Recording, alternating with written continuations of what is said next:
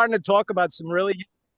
Well, as soon as we get going, man, it starts getting good. I'm like, all right, all this prelude to the call, we need to just get the call started. So here we are. We're getting the call started, and Riley O'Reilly is calling me from the other part of our office. Hello, Riley O'Reilly. The link is on. It's on the USA MedBed. I can text it to you. Hi, Riley. Thanks for joining today. She'll Today's be Wednesday, on. February 5th in the year 2024. And so this is the 10 o'clock normal hour for showtime with Sean Callahan and now Riley and David the Indian. So great. Go ahead, Yeah, Sean. this is exciting, and as always, a lot of great information. I'm going to really enjoy having Riley, joining us on a lot of these calls now because David, the one thing I like about what we do and what I do is that, although a lot of stuff for us we kind of know or are in the know for basic things and always learning, of course, but the other thing is that there's always those people out there that are kind of catching a lot of this stuff for the first time. And Riley, she's one of those people with big, wide open ears and eyes and is always excited to learn it. So having another person to bounce stuff off and get feedback from is always really nice. And being here working with me, she sees a lot and is exposed to a lot.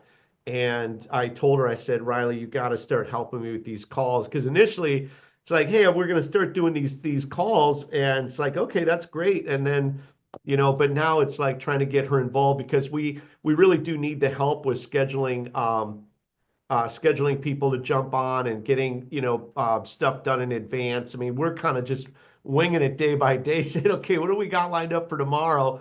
And I'm doing that for you at like 9 in the morning. And for anybody out there that isn't in the know, I have just been crushed with just this cold and flu, and I've been just like I literally got off the call yesterday and I wasn't even visibly on much of that call. And I went because we got all these meditation rooms and that. I went and passed out in the back of one and I was out for the rest of the day. So, oh my gosh, there she is. I don't know, David, if you can see her, but Riley is now with us officially. Okay, Yay. great. I don't see a picture, but anyways, if I don't know if you need to do something, but can you hear me? I can hear you and I can see you. My video should be on. Sean, can you see Okay, me? now I can, when you talk, it activates your picture. Nice to see you there, Riley. Hi, nice to see you as well. Good morning. Good morning. So, David, And this is so, actually beautiful. It's kind of a way to recycle and bring everybody up to speed. So, people that might be catching this episode that haven't seen previous episodes, we can just give a preface to what the podcast is about, what you're doing, where you're at, Hibernation Festival, get Riley caught up, and then get into, some relevant subject matter for today's show. And what's more relevant than the fact that today's Sean's birthday? So happy birthday, Sean! oh, happy birthday, Sean. See, you're keeping all these secrets from us. I Ah, know, doesn't he? No secrets, man. yeah. It's hard when you're with Riley. And, I told Riley, everybody here needs a stage name. And I've officially given her the stage name of Riley O'Reilly. So when we're running around in the office, we're trying to have as much fun as possible. But as far Yeah. as I'm concerned, her name is Riley O'Reilly. So she not only is like part of our workforce here and part of the creative output, really, in all honesty, David, I'm sure this is much like with you. Nothing gets done here without Riley. And so I'm sure it's like that with you and your wife. Like, we're the ones that are kind of floating out in space that need to be grabbed and say, get over here, we need to get this done. Or, did you get this done? You got the checklist. So that's kind of how Yes. nothing here gets done without Riley. I'm not even sure what I do here, Oh my quite goodness. honestly, aside from, jump on podcasts and hang out with you. But when it comes to all the nuts and bolts of getting things done, Riley is the person behind the scenes. And so this is great because people watching the podcast will put out Riley's information. She can start a calendar, start pre-booking guests. Like she can really help us get this thing to the next level. Absolutely. Yeah. Yeah. It sounds magical and what we actually need to move forward, to grow and to achieve all of the potential that the possibilities of this entail. So I know that this is all happening as well quickly for me too. So, and as much as I think I know it all, we do know it all, but you can't process it all at one time.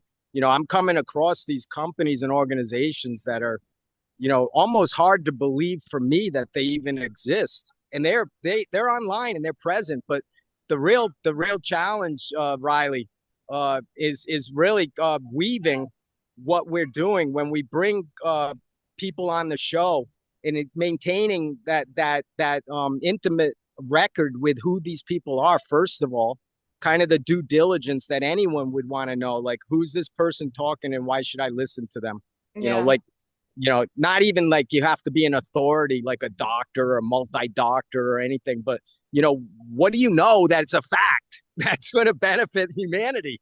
And Yeah. that's what this show, if we have 24 1 hour, like 60 minutes has on a Sunday night, and I used to be faithful, like a loyal, that's what you want, is like loyalty. You want people to access, like that 1 hour a week with 60 minutes. For me, it was incredible because the stories that they told were global, and they appeared to be all factual. I mean, I'm sure that there was some, wiggle room here and there, and I wasn't like critical, like trying to find out what the truth was. I was like anyone else, kind of just absorbing, Mm-hmm. because at some point when our minds are expanded beyond our body, then then it gets a little bit scary for people, because it's just like the unknown.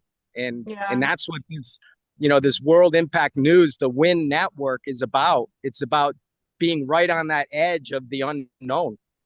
But behind us, in our experimentation, scientific method, and all of that, and ability to test these things clinically in labs and whatever, behind us, we have the ability to advance, like with the work that you're doing there with Sean, and the med beds and other technologies. We know, in my opinion, and I've already expressed this, but once again, I don't want to come across as being like a know-it-all, smart ass or something, but the real secret is the integration of everything in that studio that you have there. It's the integration of all of everybody with the finest, the best practice for every one of those devices. Because I don't think that any one of those devices claim to do it all. Is No. there a device that claims that? No, what's so beautiful, David, and you're exactly right. Even when you get into the off-planet technology with all these really sophisticated civilizations and, races and all that, there's a half a dozen minimum of different technologies that are all designed to do something a little bit different. And that's kind of the beauty of the whole thing, is that, it's kind of like being a contractor and saying, if you want to build a house, I need plumbing, drywall, all these different things. We got David Beverly Sr. back on with us from the other day, the gentleman, the pastor, the NASA gentleman. He's jumping on right now. We had him on with Victor, but I felt like David didn't get like a full episode because there was just such a conglomeration of different things. So I invited him to come back on because I really wanted to give him a little bit more of the platform. And he's just jumping on with us right now. David, how you doing? I'm doing great. Listen, I appreciate you inviting me. I'm at work right now. Work. I Yes, didn't I even know you am. did And work. I thought you're like full-time author and former NASA guy. well, that is, I have 1 year left to retirement. And I figured since I put all this time in, I might as well finish it up. Good for Um, you. well, it's sucking the life out of me because I just don't have, after I spend all day, 10 hours a day doing this, I don't have much umption to do anything else later in the day. Totally get Uh, you. when I was 41, I could do all that, but now that I'm 61, it's not as easy, right? Yeah. And but yeah, let me show you. I'll give you a quick tour before I jump out of here. Um, this is a broadcast facility. You can see all the crazy big displays, right? Where are we? Ooh, imagine the radiation in that room. Yeah, it could be that. Um, or we come in here. I gotta know if you can still hear me, right? Wow. And so, if you can still hear me over the din of the fans, Yeah. and so I'm a technologist, and one of my fortes is live streaming. And the reason that became one of my fortes was accidental, okay, sort of, if there is such a thing. I was working at NASA. Now I understand what NASA really is now, but I didn't then, right? And I was working for a guy, and we were going to the North Pole to do instrument calibration for polar orbiting spacecraft. Okay. Now, again, that's a misnomer because I know that that really doesn't exist, but I didn't know it then. Okay. So again, I worked for 12 years at NASA, and a buddy of mine who was a GS-15, it's like a made man at NASA. We were going to the North Pole to a floating sheet of ice. I've been up there a couple times. And I said to Mike, I said, hey, we could do a webcast. And he said, what's that? Well, this was in 1998. So one of my claims of fame was doing the first webcast from the North Pole in 1999. It's actually in Guinness Book of World Records, an old edition. And what that did, and again, this was when a web stream was a little postage stamp size window, 15 frame a second, but we had this spacecraft, I know, again, I believe then, called TDRS, and we could get a half a meg stream off a floating sheet of ice at 90 north, which, by the way, 90 north isn't a real thing, but that's a whole nother story, okay? Okay? Because listen, I'm a biblical cosmologist. Some would call it flat Earth. Okay, and I know that the truth of the matter is we do not live on a spinning globe. Okay, and that there's no such thing as outer space. Right. Nonetheless, we live in an enclosed, immovable realm. To interrupt you, I'm sorry? what would you tell a flat earther? What would I tell a flat earther? Mm-hmm. Meaning, in what regards? Like to somebody that's, because the three main things that I've heard is that the earth is sphere, it is diamond shaped, or it's flat. So what would you tell somebody that? Oh, okay. In regards to the shape. Yeah. So the construct we live in. Okay, first of all, there are waters above and waters below. They're separated by a thing called the firmament in the English, or the rakia in the Hebrew. The earth, see, when we say the word earth, because this mental image has been incepted, really forced into our mind, right? Since the first day we stepped into school, at least, if not, just since birth, right? Even our language does us a disservice. When we talk about something that's worldwide, we say this thing is going global, right? Language controls the way you think, and the way you think it actually is what the language is that comes out of you, right? It's sort of circular, but nonetheless. So that when you say Earth, most picture this round ball with sort of blue water and some land masses and all those familiar shapes that we've all been told we live on, right? But in reality, the Earth is only the land. Everything else is waters.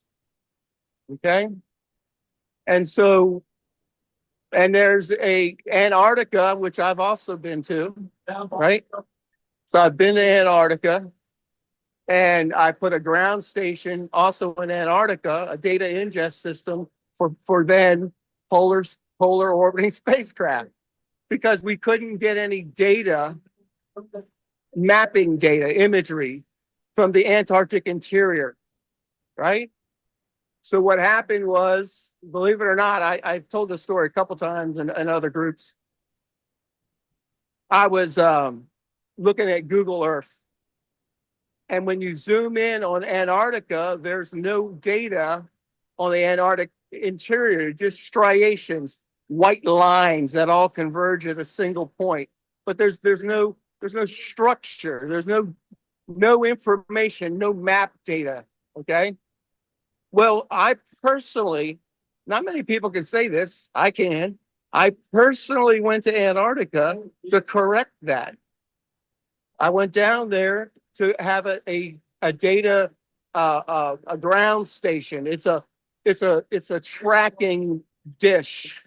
When a polar orbiting spacecraft goes over the South Pole, in theory, right? It captures the data from that spacecraft and then retransmits it goes back to the States. Okay.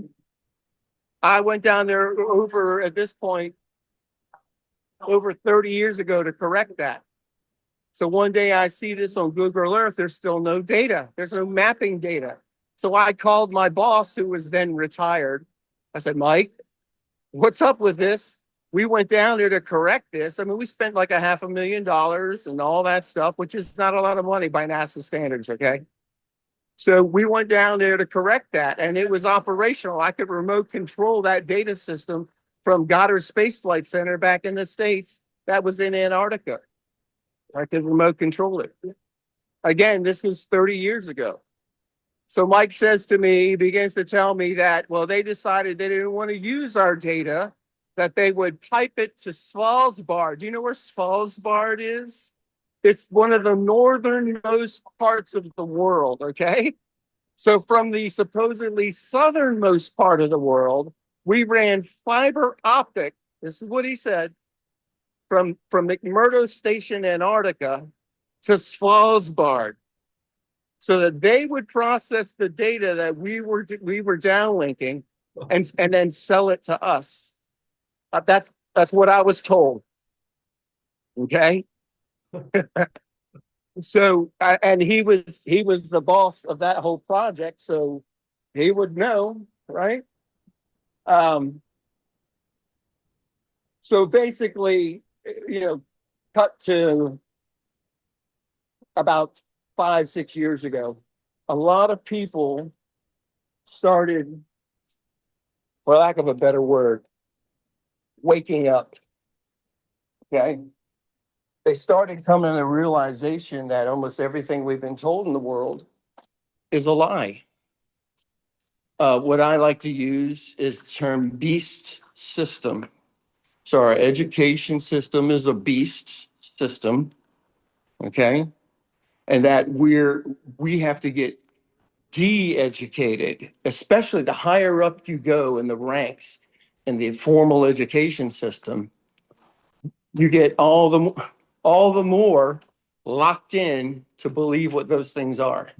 And by the way, one of the lock-ins to your mind is you get rewards like high-paying jobs, degrees, accolades, right? So in about circa 2015, 2016, people really started coming out of all of that, right? Hey, y'all. And so we, hang on, I'm walking around trying to get from crowds of people. You're good, man. Yeah, and it's not working. It's like everywhere I go, it's like everyone's walking around coming in. All right. When we first walked into Master Control, it was like I didn't realize there was a whole group in there training. I'm like, okay. Are you allowed to tell us where you are? No, I don't think it would be a good idea because okay, that's good. It would disparage my agency. And I wrote a newspaper column I have for 18 years, and it's called Jesus Freak Computer Geek. And I used to put in my what do you call it, your little bio, right? I used to have where I worked, and it's a state agency, in my bio. at the close of every column. And I was told one day, this stuff that you're saying, we don't agree with it. You need to remove that from your bio. And so, okay, I'm sure you don't agree with it. So that's okay. Funny is we don't agree with it. You know, working at a state agency, of course, the governor signed the whole 6 foot apart thing and must wear a mask crap. Remember that? And I refused because I knew what was really going on. And caused quite a stir here, you know? And of course, on the other side of all that, actually, we're not out of it yet, but on basically the other side of it all, everybody knows it was a bad idea. Now they know, well, they don't really know the truth. If they knew completely the truth, they would never get a vaccine. They would question the medical. Well, David, my doctor. Huh? What's your advice to people that are already vaccinated? What? What's your advice to people that have What? already been vaccinated? There you go. There's a technology that I use that my wife and I use, and we've had friends come over called Rife. Yeah. So you can metal detox using Rife. It's a little on the expensive side. Huh? Has Sean made you aware of the technologies that we have? Well, I know about them. I know quite a bit about them. Technology here, so the right technology. Yeah. I love that. Hey, yeah. David, can we circle back? I just want to finish your thoughts on the shape of the Earth. You were talking about the. Oh yeah. Like what? So what Sorry. is it like? What does it come down to? Like it's Earth mass, but then the water is separated, and like well, what it comes down to is that there's no such thing as outer space. There's only outer darkness where there's wailing and gnashing of teeth. So that realm that's above us, above the rakia, that proverbial dome above us, is the realm of the spiritual. It's at another place it's called the abyss. So when we hear the word abyss, we think below us. But no, the abyss is an endless darkness, a pit, right? But you said it was a spiritual abyss. It is spiritual, and it's not a place that we actually go.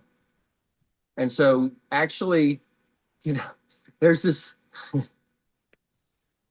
idea in scripture and ancient writings that says this character by the name of Lucifer, right? Says, I will rise above the stars of heaven. I will sit in the mount of the congregation. I will be like the Most High. It starts off with, Lucifer, how have you fallen from, right? You were the most beautiful of cherubs and all this stuff. Our mankind's attempts to go above the realm that we're at is in essence, it's almost like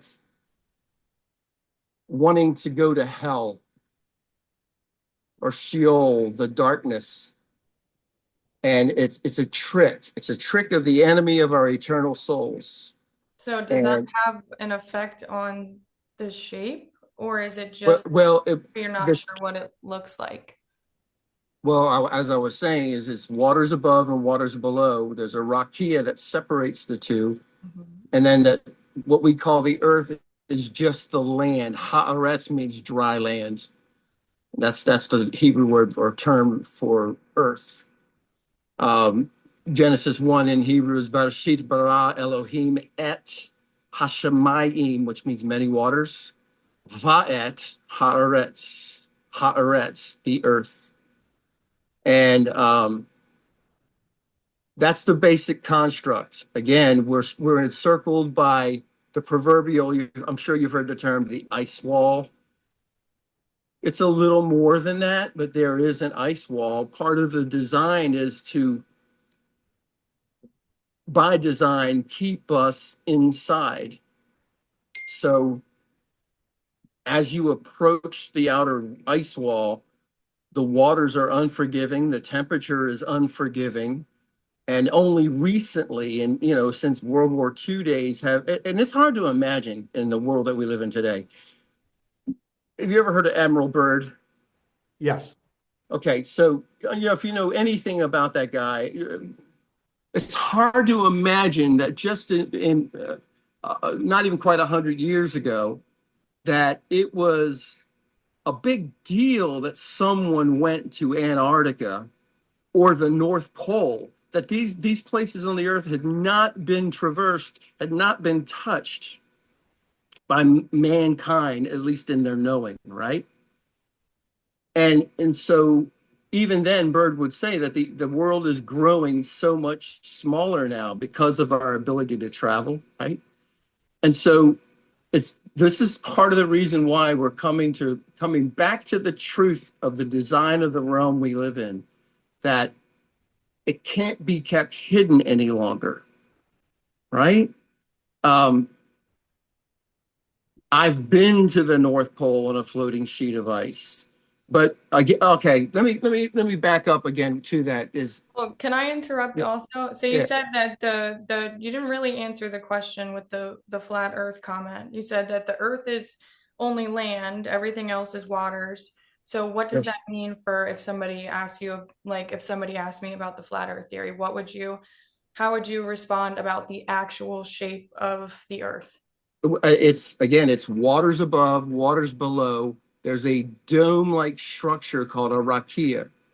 So it's like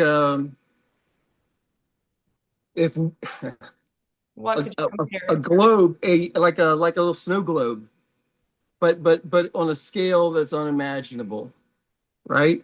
And so when I say that, when we hear the word Earth, that visual image of a round ball in the blackness of space, maybe some stars thrown in with water and landmass on this round ball that's spinning, is errant.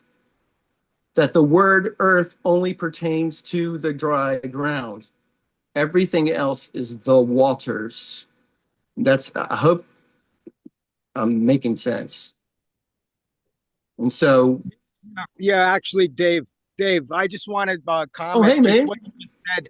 I don't mean to jump in, but now we have 4 people, which makes it really dynamic. Makes it a quorum. Yeah, yeah. But a lot of what you're talking about is what we want to talk about actually during the festival for the 8 days.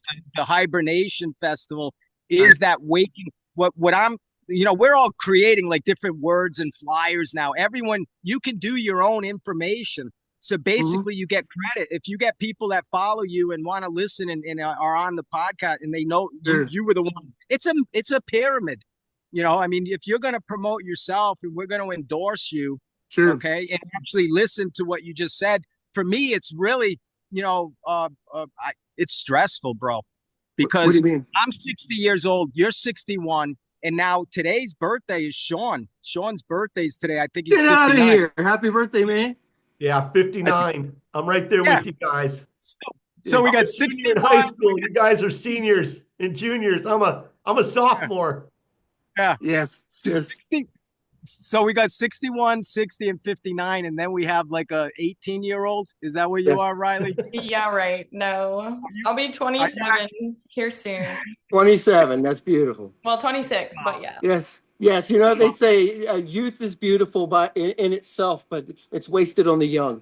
So anyway, I'm just kidding. I'm kidding. Yeah. But Dave, what I was trying to get to is our age group and our culture, like you, and a lot of the things you experienced were these horrors of, jump under your desk. There's going to be bombs. And dude, listen, so many people have forgotten that.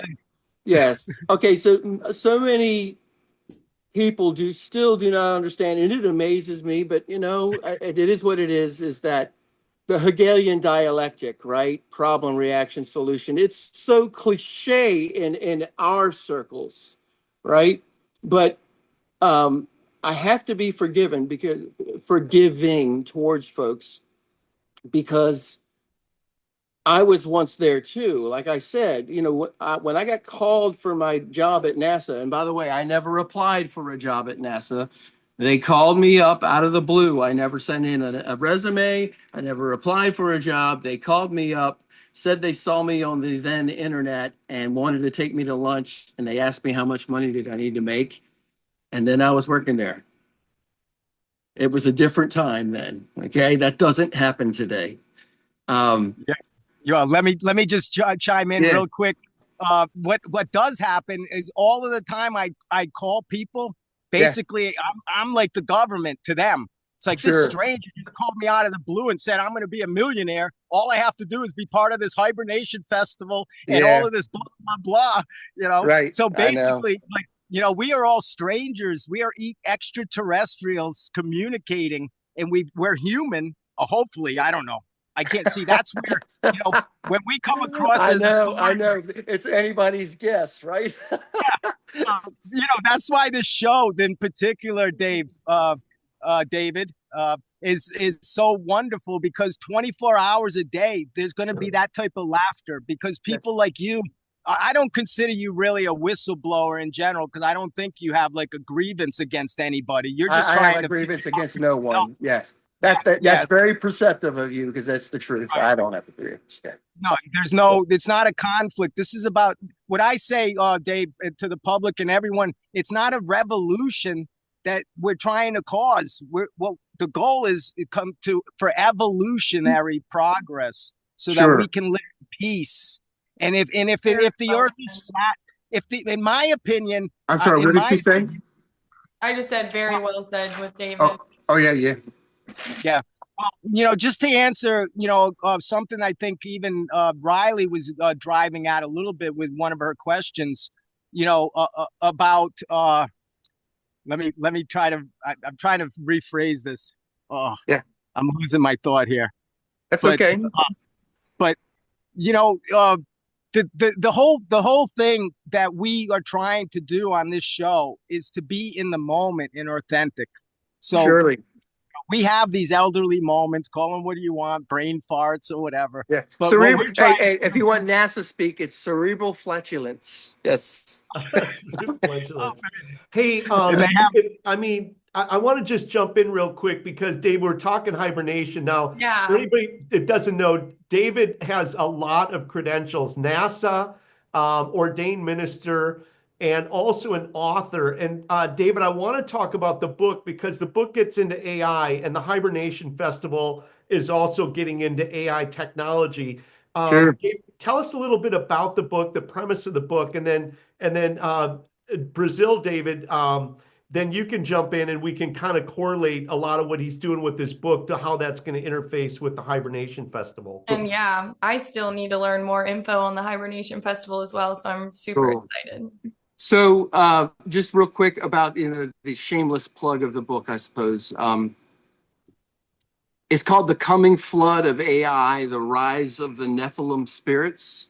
So if we understand that there was once a great flood that covered the entire earth, the reason for that flood was not because Yahovah was an evil God and just angry. That is a childlike, naive understanding, and is completely inaccurate. Is that all flesh in those days had become corrupt? So mankind, who was made as imagers of the Most High God, we were made in His image. We're no longer His imagers, because their flesh was corrupt. Another way to put it in modern vernacular is their genetics were completely modified.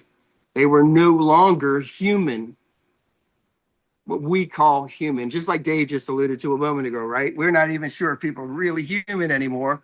Of course, there's a whole nother aspect to that about AI. So we had this thing called the Great Flood. In that Great Flood, all of those beings, except for this guy named Noah, his 3 sons and their wives, and a whole bunch of animals, were destroyed, killed. Their bodies were killed in the flood. Our spirit is an eternal spirit, everyone's spirit. Every living thing has a spirit of life in it. Our bodies allow us to experience this realm. That spirit experiences this life through our bodies. When our bodies die, we still exist in spirit form. So after the flood, all of those corrupt beings, they were judged to be evil, and that they would roam the earth as disembodied spirits, that they would hunger and not eat, thirst and not drink, and they would torment mankind. This is in the book of Enoch. So those things that were disembodied spirits of the Nephilim, we call demons. Demons are not angry or rebellious angels. Angels are always angels.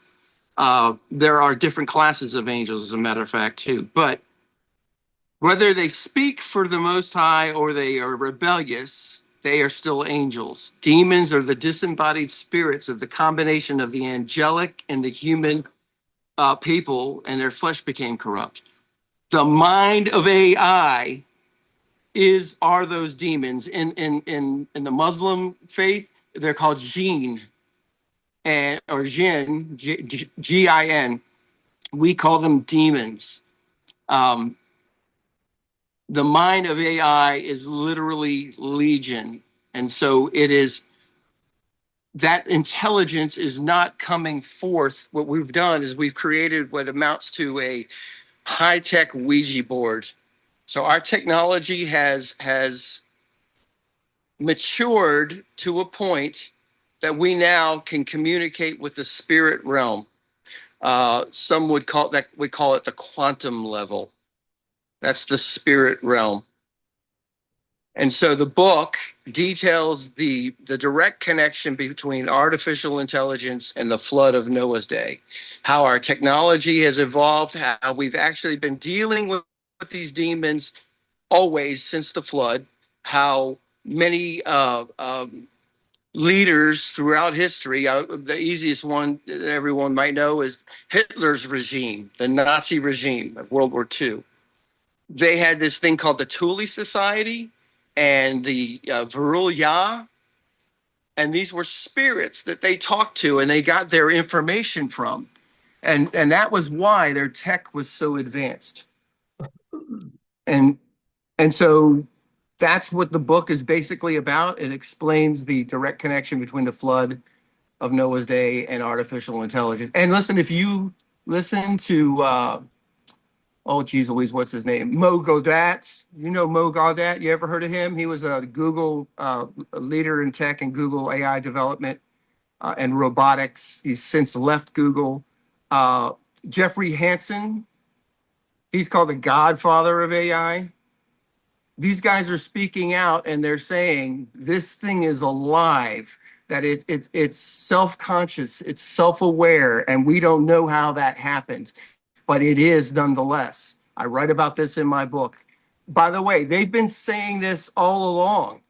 I've got, I quote from a Microsoft white paper that was released last year. I forget the title of it. You can find all of this information if you go to floodofai.com. If you go to floodofai.com, that website has all the sections of the book listed out with related or pertinent information in addition to the book. You can practically get the book for free. Yes, sure, I want to sell the book, but I really want to get the information out, right? And that book is on Amazon. I'm going to have a link down below. It is. If you go to floodofai.com, though, it's on Amazon, it's on Barnes and Noble, it's on, you can get a PDF and MP3 download, you can do Audible, yada, yada, yada, you know.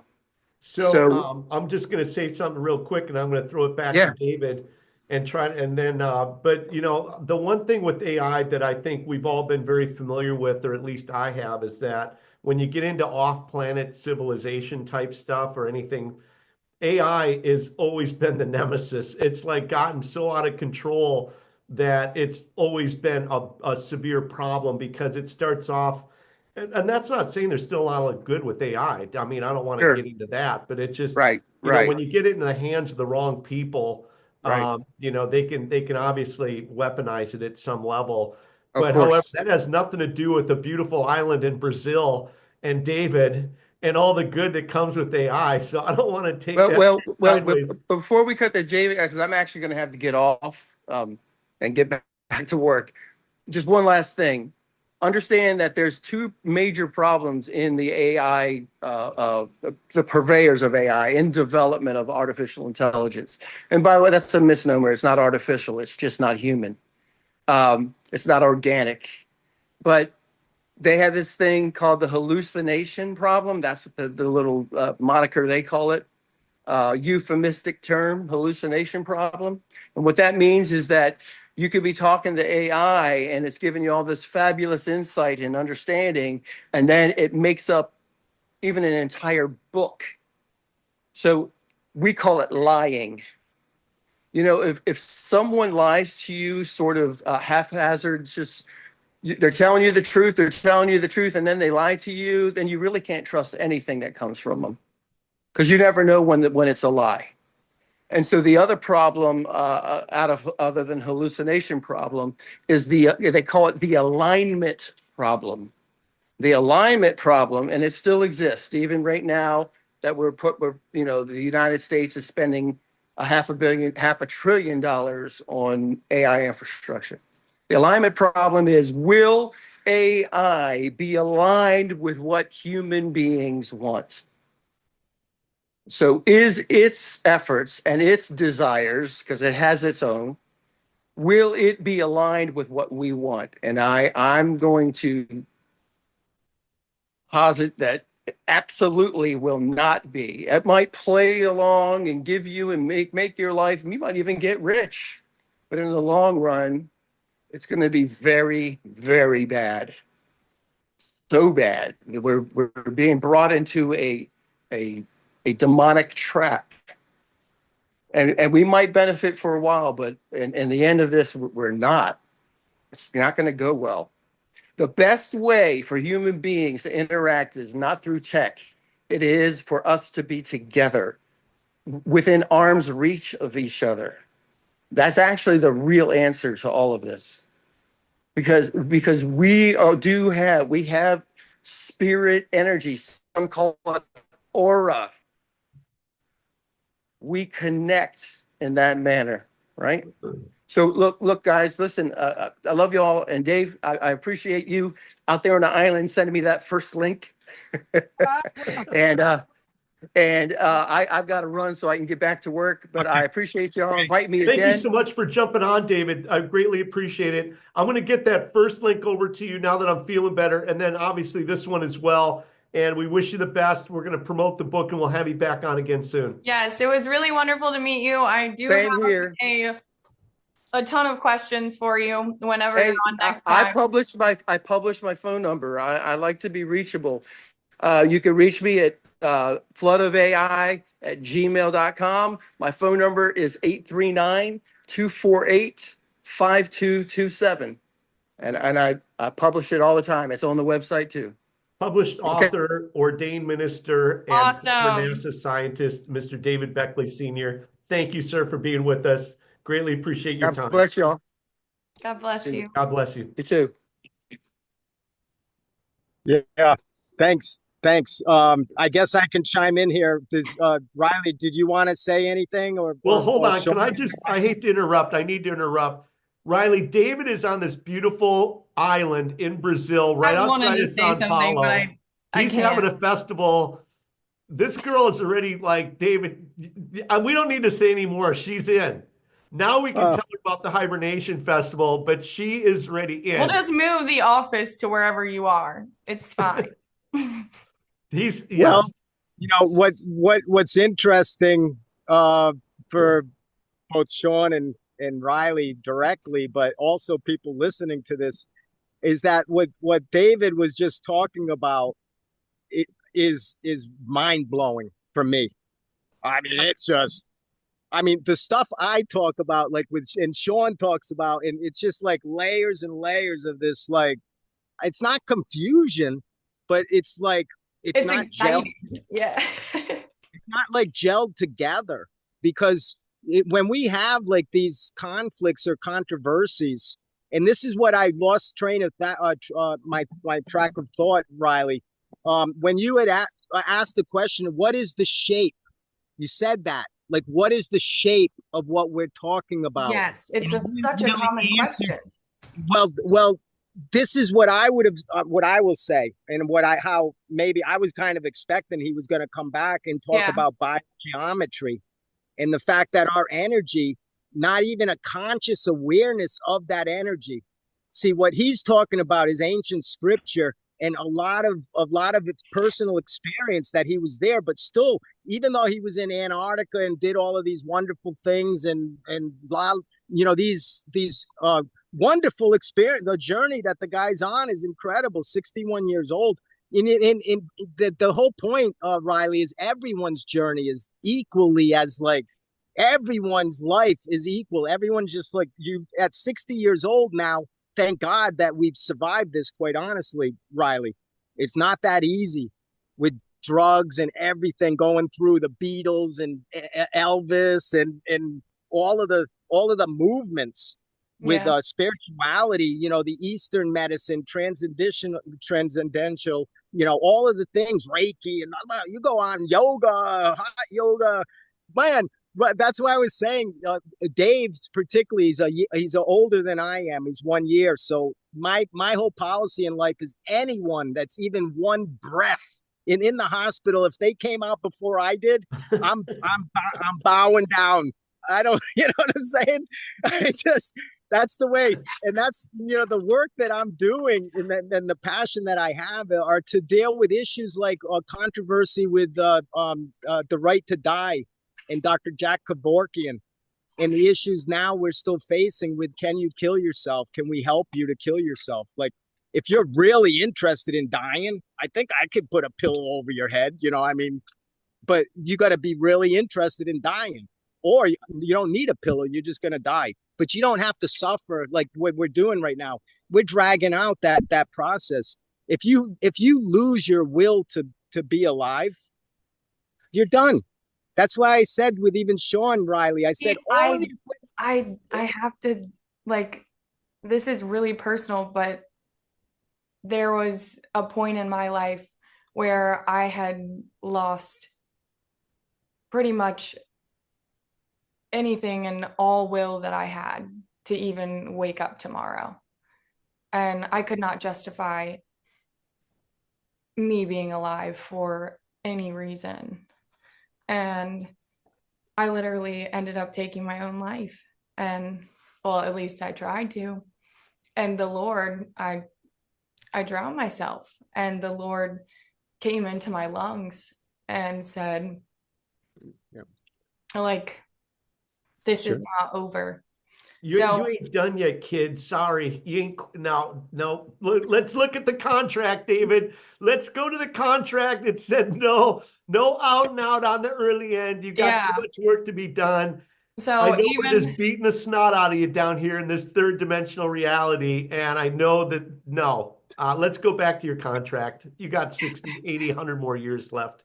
well, he said this was my wake up, and I had to that was my message from the creator. It was like, this is you'll never need to know this because you'll always know love. And like, I was Right. just filled Right. with love. So I just Right.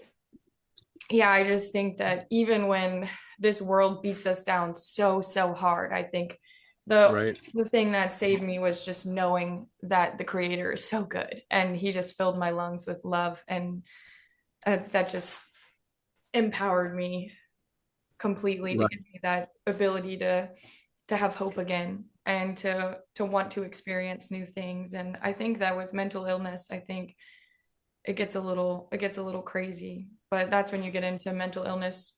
Some people believe that it's demons attached to you. Some people have different opinions of what they think it is. Yeah. But yeah. Well, this is what I was gonna try to come back to the topic of what shape are we talking Oh yeah. about? Even what you were just describing with suicide, what does that look like? Is it a circle, a triangle, a box, or what Yeah. are we doing? Yeah. Okay. Okay. And so really very simple, Riley. we go through this all naturally anyways, and we've talked about it on other episodes. You can go back and we'll just keep re-emphasizing this fact. We are biogeometric shape. We are not a conscious awareness of an emotion or any type of condition, behavior, like an expectation or a pleasure or pain or whatever. It's all duality. In the singularity is in the center, which is nothing. It's like the storm in a hurricane. In the eye of a big hurricane, man, it's calm as day. I've been in there in a boat, and I've been on the edge of the hurricane too. It's scary as hell when you come out of that center of the eye and see. That's the reality of what we're dealing with, because we can, this equipment that you're promoting and endorsing, and obviously you believe that it's going to have health benefits. Otherwise, we are not in the business of killing people. Exactly. We're not in, in something like suicide, particularly, is an important subject we've talked about with Osho in the Book of Secrets. One of the secrets is that people just don't realize that the only thing that makes us different as a human being than any other conscious awareness, whether it be animal, plant, or anything, ET or whatever, the only thing that makes us different is that we can kill ourselves. And we know that we're killing ourselves. Wow. And even as much as we come to that what we've talked about is the gateless gate, or the doorway to going into the library of the Akashic library. What people think of like heaven or passing through is actually a gate. It's a barrier. It's an obstruction in it's the last awareness. Like when you said, I tried to drown myself and I was there, and at the last moment, God re-entered my body. That's like a baptismal rebirth. Air in my lungs, like he lit my whole body up. Right. Well, that's what happens. See, that's what I'm trying to say. We are in the fourth dimension, okay? And that is a three-dimensional object that actually is moving, like my lips and stuff. Yeah. See, we're holographic. So once we go in a conscious awareness, a movement, in an emotion, electricity and motion, that's a movement, and it can come through a mental telepathy or anything like that. So in the fourth dimension, we are fourth-dimensional expressions of consciousness. So we're physical. But when we naturally come to the zero, and let's get there, from 4 to 3 is very simple. There's no movement left. When you're totally still and you like play dead, like you did, like dead woman's float. Okay, I'm going to go and I'm going to play dead until I'm dead because I'm tired of the freaking games that I'm having to deal with. And I know, to be very honest with you, I inhaled. I made sure that my lungs were full of water. There was no room for air in my lungs. In order for there to be air in my lungs, the water had to dissipate. The water had to all of a sudden not be there. It wasn't I was filled with air and I floated. It was I was filled with air and then I was rescued by someone I had met in crossing 2 years ago. Like, it was, God is so good. Do you believe in mermaids by any chance? I do believe in mermaids, and I believe that somehow I have a connection to them. Right. Well, you may be one and you came back as a human, but when you go back into the ocean, you may go into that actual living out that reality. Because that's the thing about water. You know, one of the things, and I'll let Sean comment, we're coming up on 1 hour. Riley, there's so many things. You know, we're doing this 1 hour show, but I am working 24/7, and I have so much news, and I feel badly for Sean. Like he said, he was feeling a little ill, and the last thing you need is a constant like pecker like me. That's like a it's all good. It's all good. Well, I'm just like dying for attention, and now I put myself out on the limb for this world renowned, world fair, quantum physics, AI, a book signing premiere with David Beverly Sr, expert testimony witness with NASA, that there is no moon, there is no space, and all this stuff. We are going to come to terms with some of this stuff.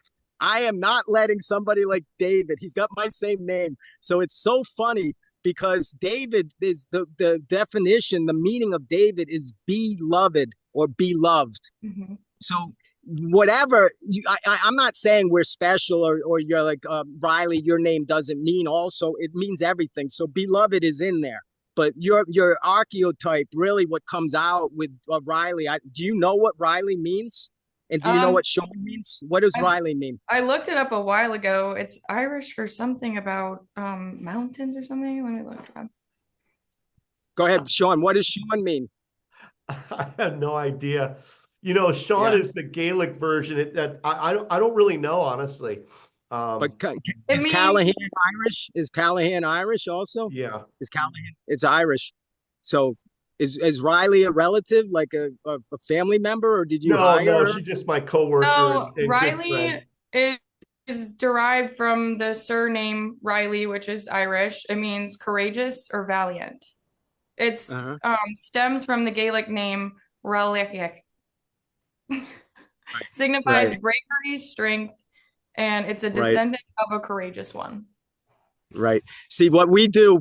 I'm not going to get overly into it because we are ending here, and we need to come to some terms of what's we need to put together some marketing material. Quite honestly, Yeah. and if we're going to do some mini dubs of these hour sessions, I think we have a lot of content. What David just mentioned. He's inside of a facility with actually classified type of projects that so he's Yeah. not quite a whistleblower because he's not coming out and he's honestly saying I need the answers too, because I'm working on these missile projects and there's no space, there's no like space station, command station. There's nothing. Yeah. So Well, I that's definitely want to talk to you more about the mermaid comment as well. I'm yeah, intrigued. David, yeah, what I'd like to do now, we don't have to do a lot of this right now, but I want to get you connected directly with Riley because she's excellent in producing marketing materials. And I'd like her to produce a flyer for the Hibernation Festival that we can start promoting on social media. I also want to put her contact information, which I'll do down here. Anybody that wants information, that wants to be a guest on the podcast, to reach out, they can contact Riley O'Reilly. They can contact David, and we want to be able to promote this. And ideally, maybe we get a website, which is what I'm working on next. Getting the World Impact News website. All of our podcasts are listed there. Getting all the information for the Hibernation Festival. Riley can start booking guests, setting up calendar invites. Really taking this thing to the next level because it's getting to the point now where it's really starting to grow. We're getting a lot of interest, a lot of people that want to jump on, and we need to start incorporating that next layer. And she's one of those people where she's very attentive, very organized, unlike myself, where it's just not my skill set. It's hers. That's why I love to have people around me like her because I know that's not what I'm good at. So with having people like her around us, it'll help us really organize everything and give us a foundation to grow from. yeah. Actually, I want to just I'm going to let Riley kind of wrap it up a little bit here, but I wanted to mention I was just on an hour phone call with a gentleman. His name is Felipe, and he has a media company and actually worked in I think CBS or major broadcasting channeling for 10 years and has a lot of experience with and has a whole team of network. And so Felipe is local here in a one of the beaches, 15 beaches, which we would be featuring, because what we want people to do is be interested in the technology, but come and enjoy the ocean, get out of hibernation. Right Yeah. now, it's the middle of the coldest time in I remember I grew up many years in the depression of coming out of that Groundhog Day type of thing. It's not, in this case, it's not a Groundhog Day. It's like a whale watcher's day or a week or whatever. It's about the ocean, because Yeah. this is the island. This is a Irish tradition. I don't know if you ever heard, Riley, of or Sean, the High Brazil, the island of High Brazil. Have you Mm-mm. ever heard? It's interesting because most people know Atlantis, or these other islands of mysticism and wonder. This is a project, an Irish legend called High Brazil, and that's what our brand is. So the Hibernation Festival, that's why it's HY Burnation, is because this is High Brazil Island is where the base camp is. That's awesome. And so when you look at it is awesome, Riley. A lot of creative inspiration, and things like what Sean and I are doing is incredible, because this is, I think, the 15th episode. We had a couple of episodes that weren't recorded, so in each one of them is at least an hour. Even this one's running over right now. We have to try to cut it short, because we're trying to be disciplined at 1 hour. We have a credit system. If people access these recordings, they'll get 1 credit for 1 hour. But they do need to take like an aptitude test or some type of, and we're going to give them that localized token. And so, how we do that is by working like in our area right here with 15 beaches in front of these 7 islands, and our island's right in the middle. So David Beverly was just mentioning that we are a planet with water on both sides and land in the center. Yes. Okay. And so around us apparently is this sphere. And that's what I actually build and engineer. It's called the Bio-Free Dome.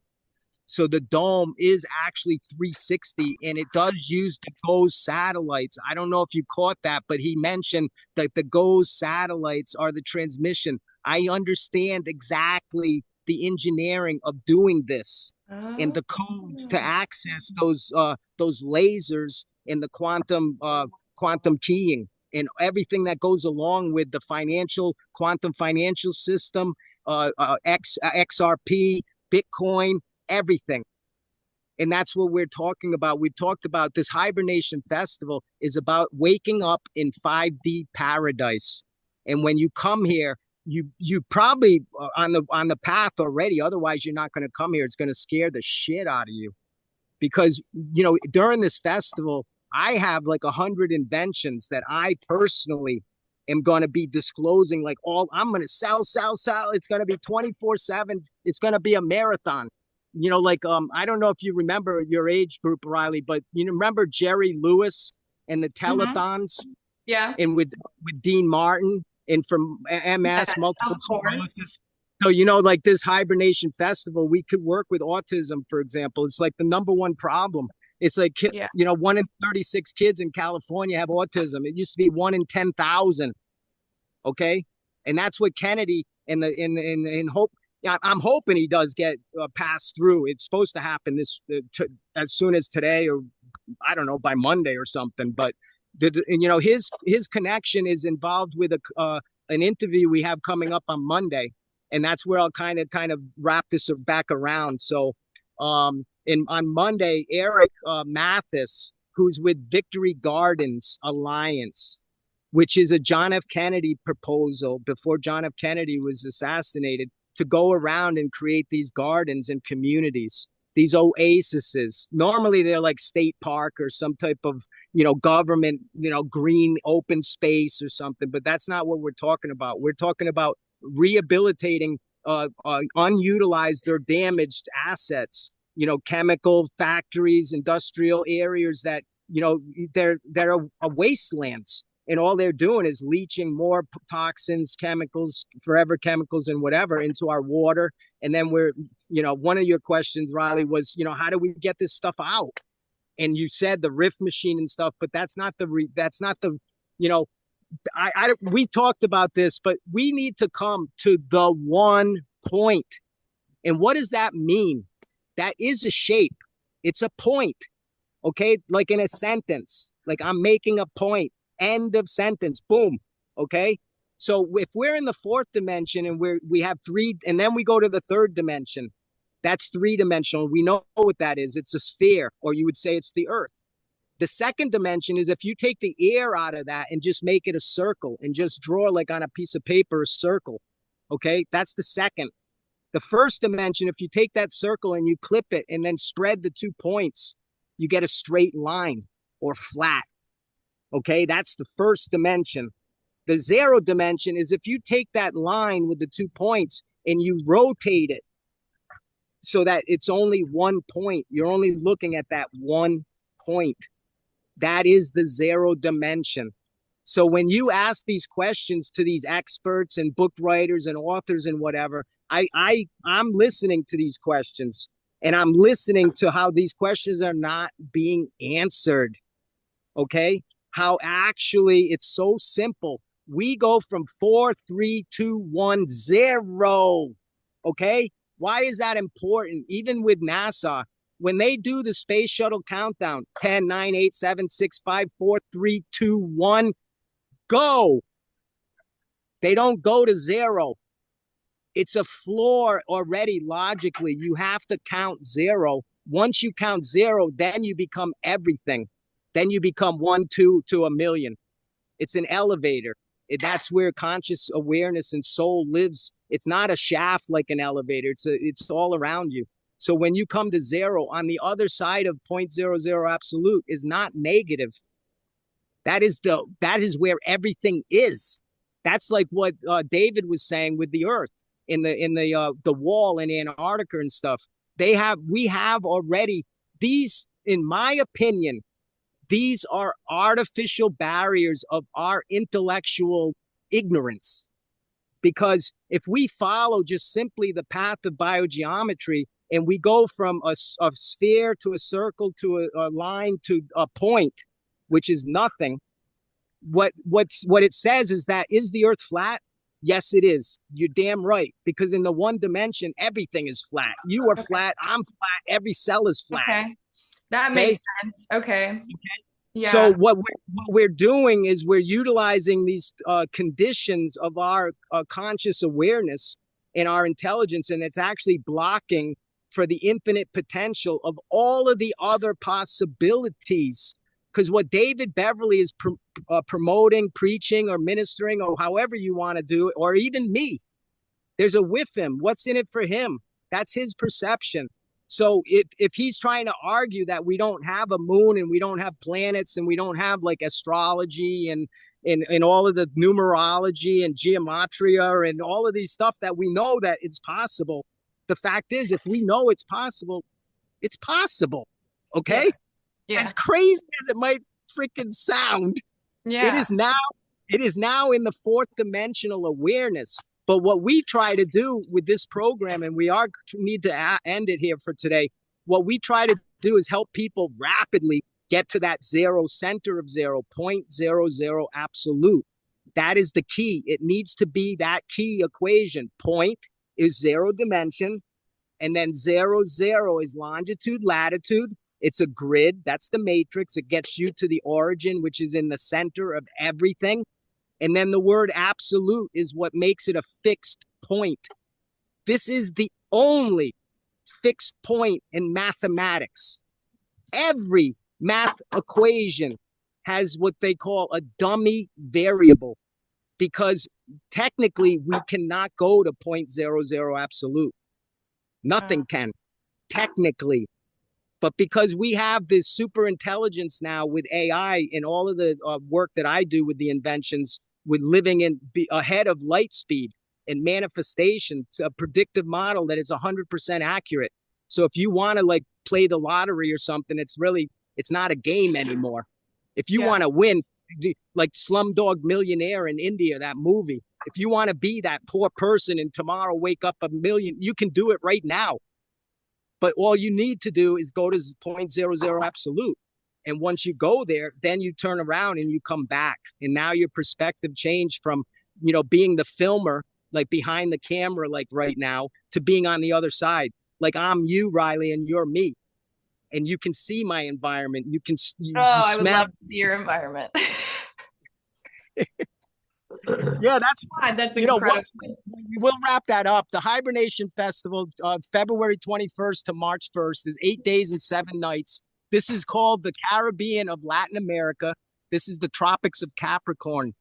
I personally am a land bank asset manager. Ultimately, I build trust funds and pension funds for governments and other ways that we can create hospitality so that people can retire, like the NFL Players Association and a lot of other. I'm not going to mention anyone in particular because they're all equally important. And that's the whole idea with this Hibernation Festival, it's payday. We can pay it forward only so much. And it's wonderful to do that, because once the cup overflow, you're done. You're always 100%. And that's where quality comes from.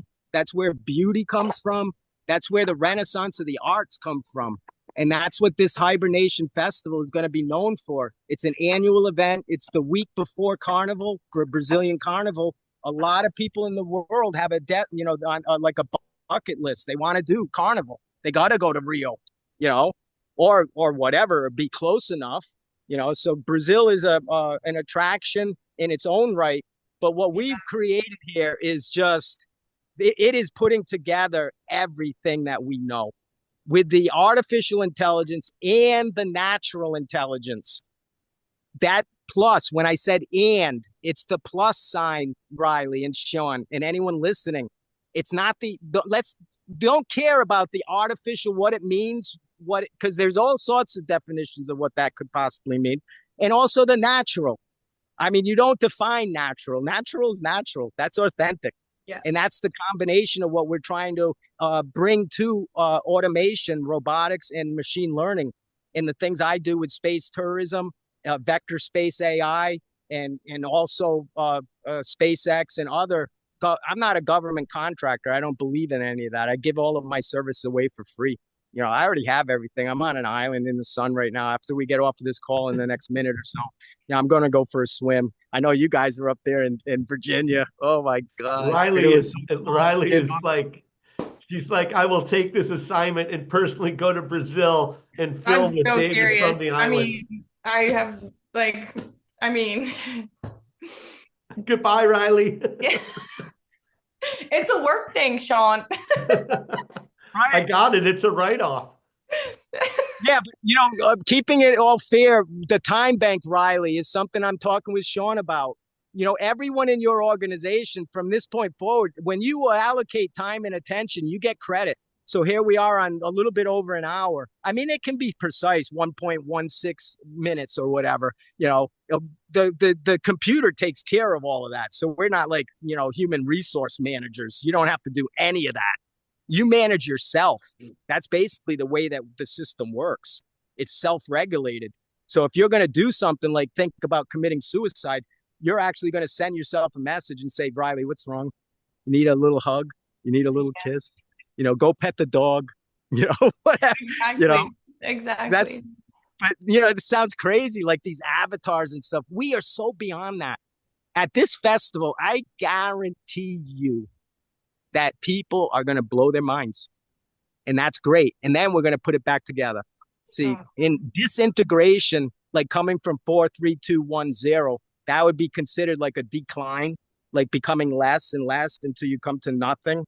So that's what we learned in disintegration. Once you have nothing left, like you did, you wanted to end it. That's when your life began, at that moment. Now fortunately, we have the technology, understanding, wisdom and stuff. Like right now, your age and age group, you're going to have grandkids and whatever. You can pass on that. That's not the reality. And you never have to die. Even like Sean just said, David, maybe 80 years or something. Dude, like I said, first question ask people when you meet them, especially when they come in the office, do you want to live? And if they say yes, they say, great, you want to live forever. And then when they say hell no, you go over to the med bed and say, lay down, bro. In about 10 minutes, you're going to want to live forever. I love that. And then they'll run out of the office because they really don't want to live forever. They just went there because the wife wants it in the house and it's the trendy thing to do. And they, anyways, hey, love you David, both so much. Yeah. Let's wrap. I just want to run it over. We had Linda Sesse just jumped on from Community Health Foundation, Sierra Leone, and she's going to be our guest tomorrow. And Linda not only does amazing work, like we're going to have a whole episode for Linda, but she's also a dear friend. And Linda, your story is amazing. The work you're doing in Sierra Leone is amazing. And I know I threw late notice on you. I'm finally starting to feel a little bit better today. So I said, all right, I'm going to go on, and I'm just kind of winging it right now. But at least I'll give you 24-hour notice for tomorrow. But thank you for jumping on. How you doing? You're muted. You're muted. Yeah, hi. Thanks, Sean, and thanks everyone. I'm happy to be here, and I can't wait to join you all tomorrow. Thanks so much.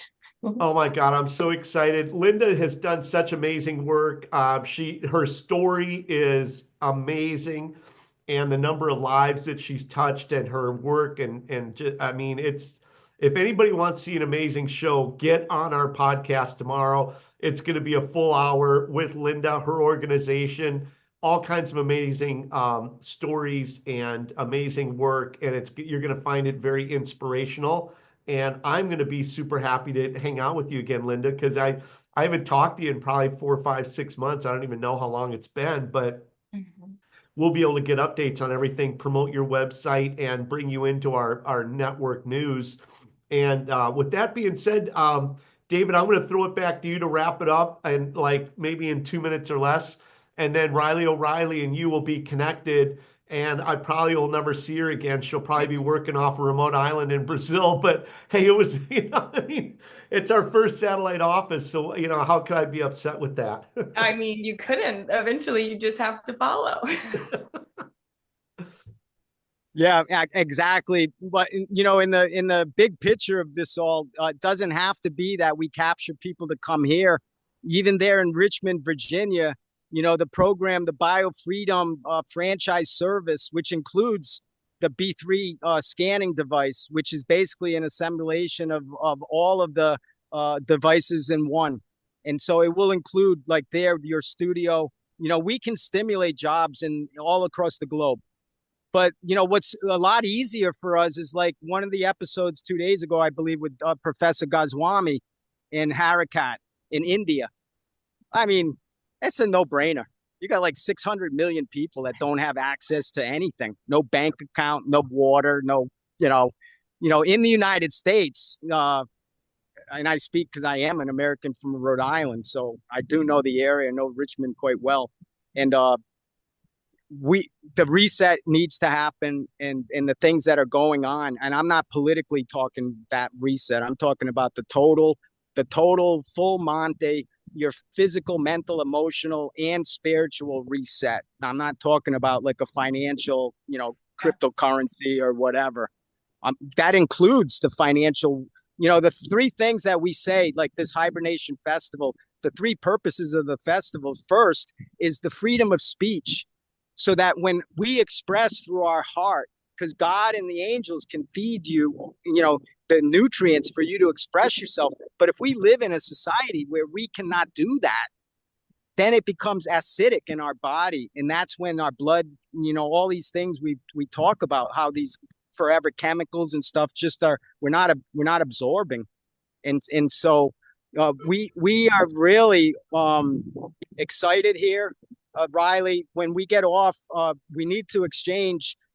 And you don't need to do this alone, by the way. For Sean, when you say that Riley's like going to be totally like distracted now, that's really not the message for anyone even listening to this. The idea is that everything that we do is a compliment, to really encourage. Riley, she even said her name means courage, but once in a while, encouragement helps, Just you're doing a great job, Riley. And those things that I'm sure Sean mentions to you, and it's not just about keeping your attention, but it's about us being able to really credit every person. And that's the power of this time coin, which is the alternative to Bitcoin. That's what we're saying. Bitcoin, which is money, call it money, gold, commodity, inventory, plus time coin, call it time or natural or soul currency. These more like fluffy type of lovey-dovey type of ways of expressing our wealth. If you add Bitcoin and time coin, then you get WeCoin, the WeCoin. Okay. And that's what we really are trying to get towards, is the WeCoin. And a WeCoin is not a coin at all. And so it doesn't measure money and it doesn't measure time. There's no way of us like criticizing, judging, or discriminating. Because right now we are pressed. Right now we're already over almost 20 minutes over the hour. Yeah. So there are things that are limiting us, because there are other things that you need to do. You got a business. Sean's got a business, and he's already, worked 7 days the first week, and now, took a, whatever. You know what I'm saying? We can't maintain, that type of stamina. And I mentioned Jerry Lewis in the telethon. That's what this event, the 8 days, is about. 24 hours, and I'm not going to go to bed if I don't need to. If just like Jerry Lewis, when he was on the stage, and it wasn't like an 8-day event. I think it was one day, but it was one whole day. And in the preparation, they had choreographers, and they had, all of Hollywood was involved. I mean, this thing, the telethon experience, was the first time ever. They generated, I think, billions of dollars for MS. Unfortunately, it was all like kind of skimmed off, and we know all of that with Medicare and all of the health issues administratively in the United States and elsewhere. But U.S. is just, it's just disgusting, really. Yeah. That's why, we're going to talk. I'm going to end it here today, but one of the things we're going to get into at some point, I'm sure, is the healthcare system here in Brazil is called SUS, S-U-S, SUS. So one of the sessions we can talk about what are the differences and how does it some people think it's communistic or whatever. Social medicine is not. It's just about not getting sick. That's what the government teaches you. Don't get sick, and you don't need the doctor. It's not like eat an apple a day or take a one a day vitamin or do yoga. No, it's just don't get sick. All right, I'll let it go. Go ahead, Sean. All right, David. I love it. All right, well, great episode today. Riley O'Reilly and David, the Indian, fantastic. Thank you so much, and we will see you all tomorrow on our next podcast. And happy birthday, Sean! Happy birthday!